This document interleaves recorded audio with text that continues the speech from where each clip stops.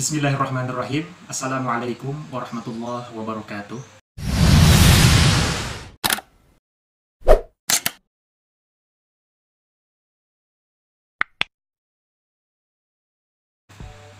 Alhamdulillah, wassalatu wassalamu ala rasulillah wa ala alihi wa ashabihi wa mawala. La hawla wa la quwwata illa billah, amma ba'd. Sahabat subscriberku yang dimuliakan Allah subhanahu wa ta'ala, pada kesempatan kali ini saya akan berbagi informasi kepada teman-teman sekalian seputar Masjidil Aqsa. Ada kabar bahwa apakah betul Masjidil Aqsa selama 1 bulan Ramadan akan ditutup? Mari sama-sama kita simak penjelasannya dan apakah betul berita tersebut.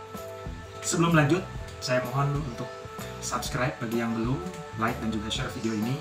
Semoga menjadi amal kebaikan untuk teman-teman sekalian. Baik, sebelum lanjut, saya akan sedikit berbicara tentang Masjidil Aqsa yang ada di Palestina, atau orang sebelah sering bilang Yerusalem. Ya. Jadi ada 5 fakta yang harus kita ketahui tentang Masjidil Aqsa. Yang pertama, bahwa Masjidil Aqsa ini merupakan kiblat pertama umat Islam di dunia. Ya. Jadi bukan Masjidil Haram. Kiblat pertama adalah Masjidil Aqsa. Ya. Nah, Masjidil Aqsa menjadi kiblat umat Muslim generasi awal hingga 17 bulan setelah hijrah. Sampai kemudian dialihkan ke Ka'bah Masjidil Haram. Nah, ini menarik untuk kita simak bagaimana perpindahan dari tadinya ke Masjidil Aqsa yang ada di Palestina, Yerusalem, kemudian berpindah menuju ke Masjidil Haram. Kemudian fakta yang kedua, Masjid Aqsa atau Masjidil Aqsa ini masjid kedua di dunia. Ya. Masjid Aqsa merupakan masjid kedua yang dibangun di dunia, sebagaimana hadis Abu Dzar yang diriwayatkan oleh Al-Bukhari dan Muslim. Berkata, "Aku bertanya, wahai Rasulullah, masjid manakah yang pertama kali dibangun?" Beliau menjawab, Masjidil Haram. Aku bertanya lagi, kemudian masjid mana? Beliau menjawab, kemudian Masjidil Aqsa. Aku bertanya lagi, berapa jarak pembangunan antara keduanya? Beliau menjawab, 40 tahun. Hadis riwayat Bukhari dan Muslim. Yang ketiga, pesona Masjidil Aqsa. Pesona Masjidil Aqsa terletak pada desain arsitektur yang memadukan unsur tradisional dengan sedikit sentuhan modern. Kalau teman-teman mungkin sudah pernah ke Masjidil Aqsa, akan melihat bagaimana Masjidil Aqsa itu terlihat ada sisi tradisionalnya, juga ada sisi modernnya.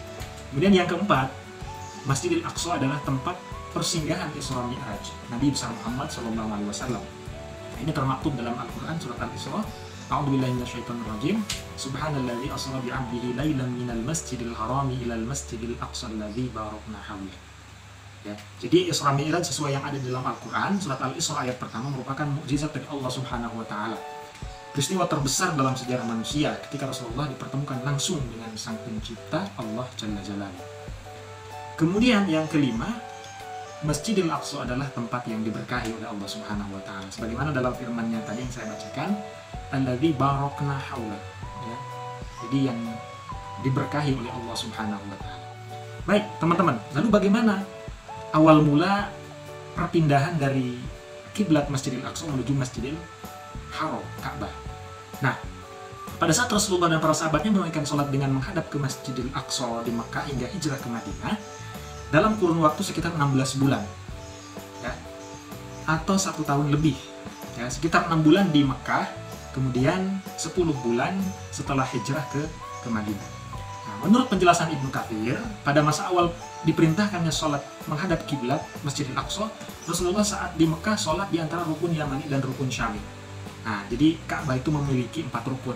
Rukun Yamani, kemudian rukun Hajar Aswad, rukun Iraqi, kemudian rukun Syami. Nah, Rasulullah ketika masih menghadap kiblatnya ke Masjidil Aqsa, sholat itu di antara rukun Syami dan rukun Yamani, sehingga posisinya adalah menghadap ke Ka'bah.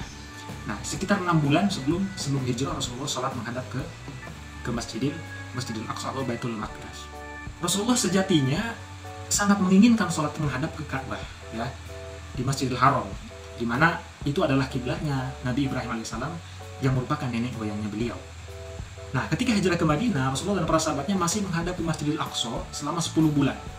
Nah, karena di Madinah ini banyak penduduk, kebanyakan Yahudi, dan saat itu nama Madinah adalah namanya masih Yasrib, ya, masih Yasrib. Nah, kaum Yahudi dalam ritualnya menghadap ke Baitul Maqdis, maka berbahagialah orang-orang Yahudi ketika melihat nabinya umat Islam juga menghadap Baitul Maqdis ketika sholat berlangsung selama sekitar 10 bulan di Madinah. Nah, Rasulullah sendiri lebih senang pada kiblatnya Nabi Ibrahim, yaitu Ka'bah di Masjidil Haram.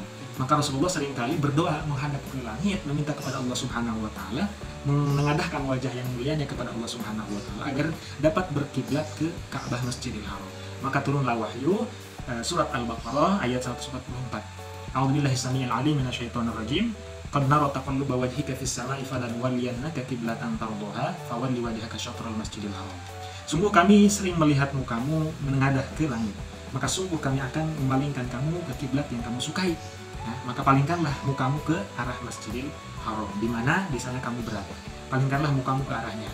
Ya, jadi makanya menurut sejarah Nabi berpindahan kiblat dari Masjidil Aqsa ke Masjidil Haram itu sampai sekarang bukti otentiknya itu ada, yaitu Masjid Qiblatain. Bagi sahabat sekalian yang mungkin sudah pernah berangkat umrah dan berziarah di sekitar kota Madinah pasti akan menyinggahi bagaimana bentuk daripada Masjid Qiblatain, ya, masjid dua kiblat. Sampai sekarang mimbarnya dua. Pertama menghadap ke Masjidil Aqsa, yang kedua menghadap ke Ka'bah Masjidil Haram. Ya, maka menurut sejarah bahwa ketika itu Nabi melaksanakan salat asar 4 rakaat, 2 rakaat menghadap ke Masjidil Aqsa, Baitul Maqdis, kemudian turun wahyu untuk menghadap ke kiblat, maka 2 rakaat salat asar itu menghadap ke Ka'bah Masjidil Haram. Nah, itu sedikit sejarah bagaimana kemudian Nabi SAW tadinya menghadap ke arah kiblat ke Masjidil Aqsa, lalu kemudian turun ayat sehingga Nabi berpindah kiblat menuju ke Ka'bah Masjidil Haram. Lalu, apakah betul dari berita yang pertama bahwa Masjidil Aqsa yang ada di Palestina, Yerusalem itu akan ditutup pada bulan Ramadan? Ya, jadi melalui ada surat dari Wizaratul Awqaf wa Syu'un wal Muqaddasat al-Islamiyah. Jadi inti daripada surat ini adalah, ya, judulnya Bayanu Shadiru an Majlisil Awqaf wa Syu'un wal Muqaddasat al-Islamiyah. Nah, inti daripada surat ini adalah betul bahwa untuk mengamalkan daripada maqasidus syariah, ya, di mana ada 5 tujuan bersyariat. Yang pertama menjaga jiwa, nyawa, agama, keturunan, ya, bernasab, kemudian harta dan yang lainnya. Maka urutan pertama adalah menjaga nyawa manusia. Nah, dalam rangka menjaga nyawa itu, maka pihak daripada pengurus Masjidil Aqsa sepakat untuk meniadakan sholat taraweh di Masjidil Aqsa selama bulan Ramadan. Tetapi dalam surat tersebut dijelaskan bahwa untuk penjaga masjid atau pembersih masjid atau pengurus itu masih tetap bisa melaksanakan sholat taraweh di Masjidil Aqsa. Demikian info yang dapat saya sampaikan, mudah-mudahan bermanfaat. Terima kasih. Wassalamualaikum warahmatullahi wabarakatuh.